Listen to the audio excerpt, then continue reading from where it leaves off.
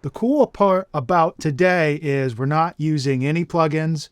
We're not going to be touching anything on the computer other than a play and maybe going back and listening to the reference when we need to. So we're going to put everything out on this gorgeous 8078. I want you guys to join me on the ride, so I'm going to talk about a lot what I'm doing so you can understand why I chose to do certain things, why I decided to add a sample for certain things, what I'm going to do to trigger certain things, how to balance reverbs, stuff like that.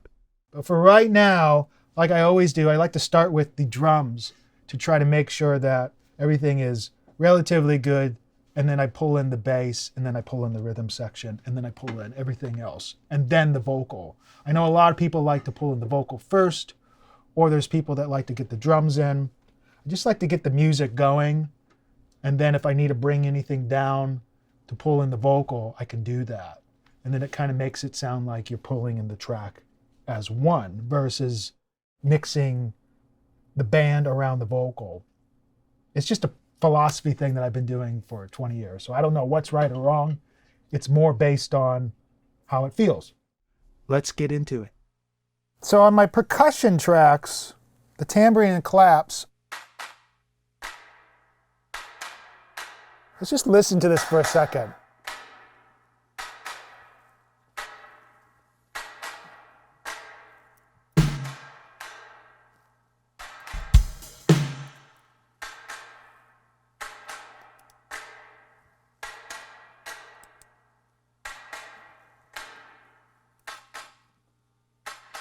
And then here is the 250.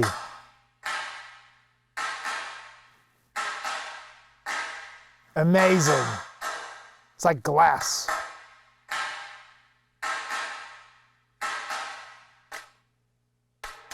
I think the plate is a good fit for this.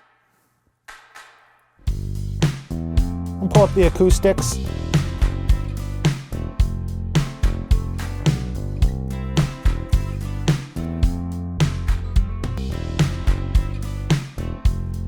A little bit of 5K.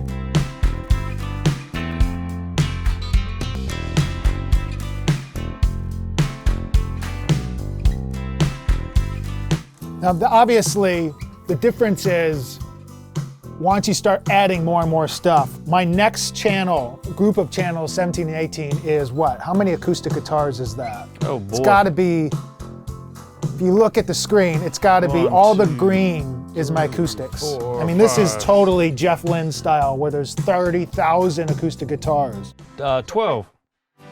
So we got 12 acoustic guitars here.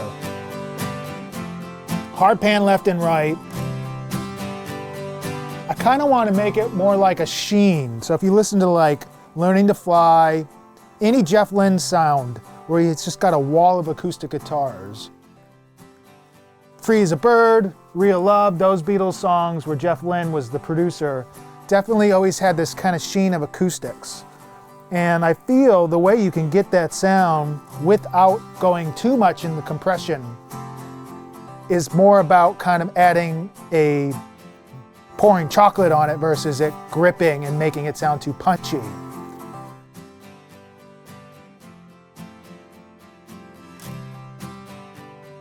This might take a little bit of finessing because there's a fine line between too bright and too harsh and too dull. And this is important because this is the stereo representation of the song that's going around the drums, bass, and vocal. Listen how the drums basically come forward without sounding compressed.